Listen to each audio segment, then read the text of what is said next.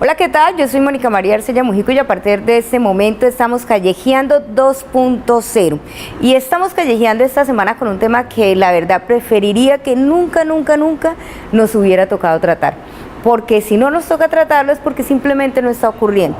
Pero lamentablemente la semana que acaba de terminar en Barranca Bermeja fue dura, pesada, triste, lamentable por el incremento en los casos de matoneo que se han dado en nuestros centros educativos. Esta es una situación que prende las alarmas indudablemente y que nos lleva a una reflexión. ¿Qué estamos haciendo? ¿Qué está ocurriendo? Pero sobre todo, ¿cómo podemos evitar que esto siga ocurriendo?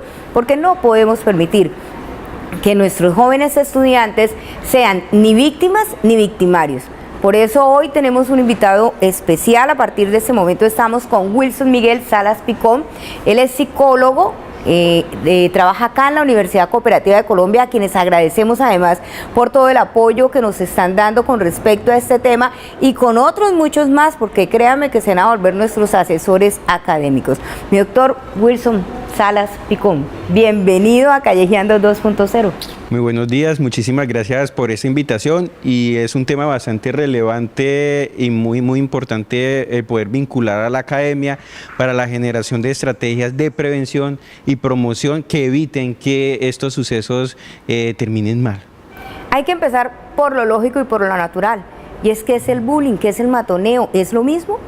El bullying y el matoneo es lo mismo, solo que el bullying es la denominación inglesa, en inglés, y el matoneo pues ya es nuestra contextualización.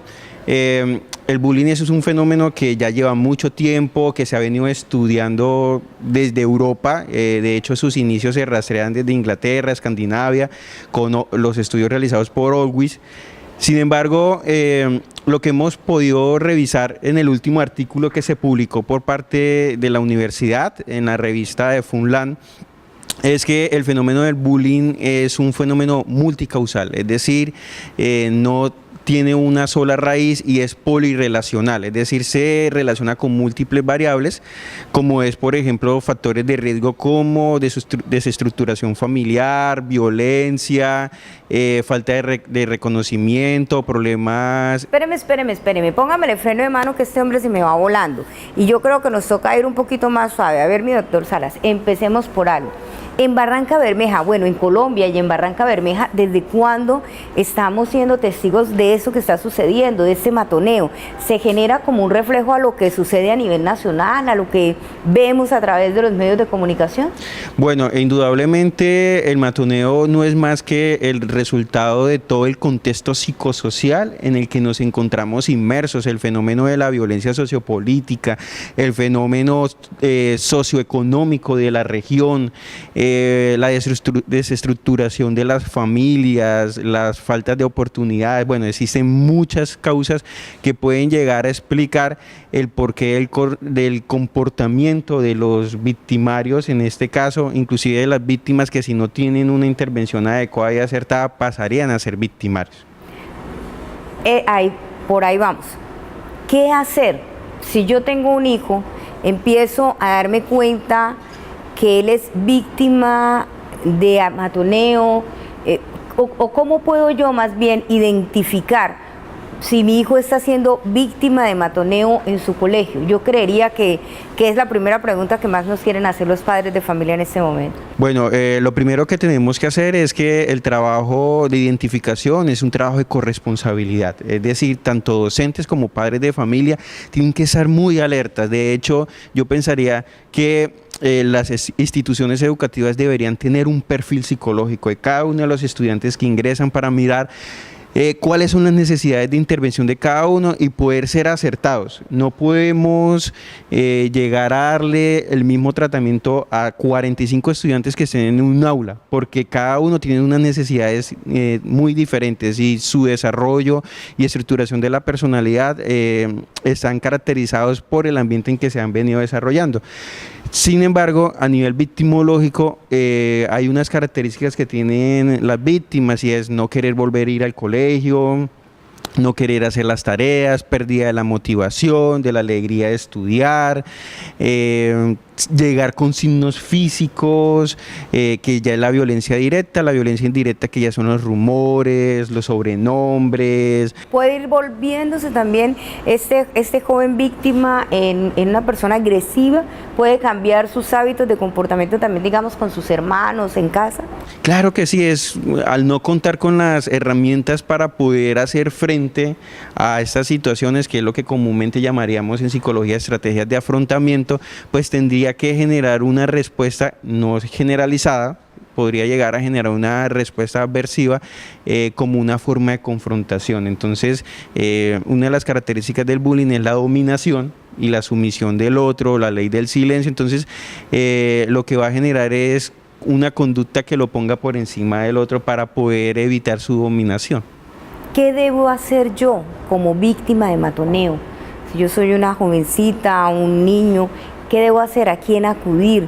¿Debo enfrentarme al victimario? Porque muchas veces el niño llega golpeado a casa y lo primero que le dicen los papás es: ah, pero es que usted no le responde, es que usted se deja pegar.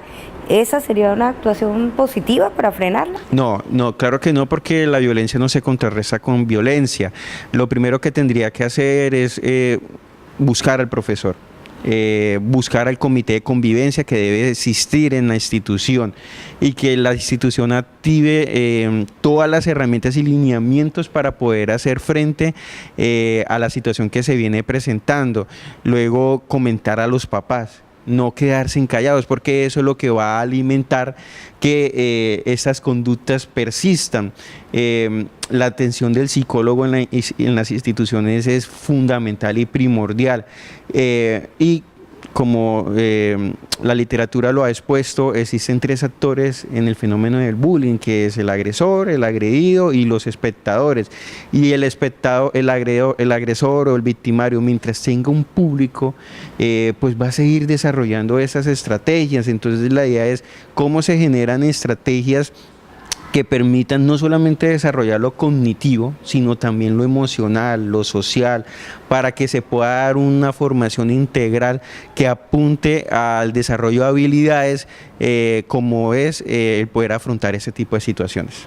Muy bien, hasta ahora hemos estado conversando sobre la víctima, pero también es importante que hablemos sobre el victimario.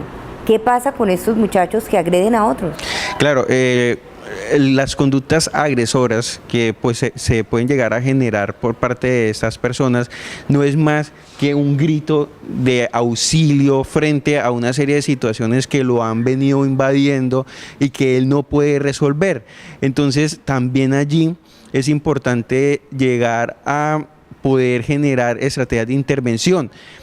En la comunidad científica se ha identificado que hay conductas de violencia que son producto de una alteración neurobiológica y esa alteración neurobiológica no se va a poder intervenir con solamente terapias, sino también va a requerir la intervención de un grupo de profesionales interdisciplinarios como el psiquiatra, porque por ejemplo la disminución de la producción de la dopamina, la serotonina, son factores que van a llevar a que se produzca una conducta agresora. Por eso es importante que a la hora de la admisión en las instituciones se pueda hacer una perfilación o un levantamiento del perfil de los estudiantes para que cada docente pueda llegar a intervenir de manera acertada en cada una de esas realidades en las que se encuentran inmersos los estudiantes. Doctor, se nos acaba el tiempo con usted, pero yo no quisiera que nos fuéramos a la pausa sin que usted hiciera por lo menos una última recomendación. ¿Qué es lo que definitivamente no podemos dejar de tener en cuenta? ¿Qué es importante que tengamos en cuenta si somos testigos de un caso de matoneo, si conocemos a alguien que es víctima o si conocemos a alguien que es victimario?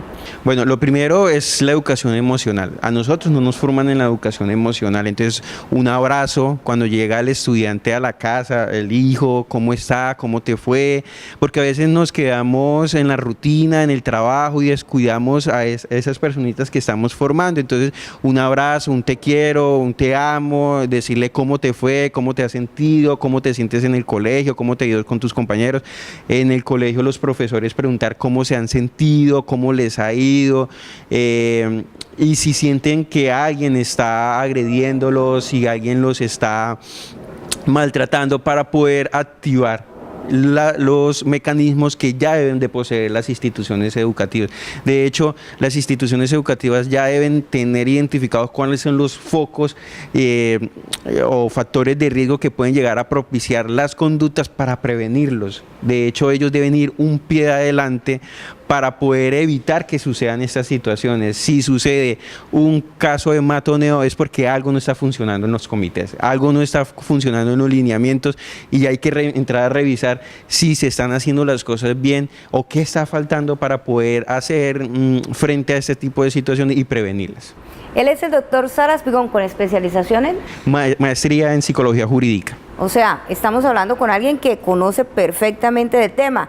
Wilson Miguel Salas Picón, ustedes lo pueden ubicar aquí en las instalaciones de la Universidad Cooperativa de Colombia. Estamos en su biblioteca, pero no se vayan, que vamos a seguir callejeando.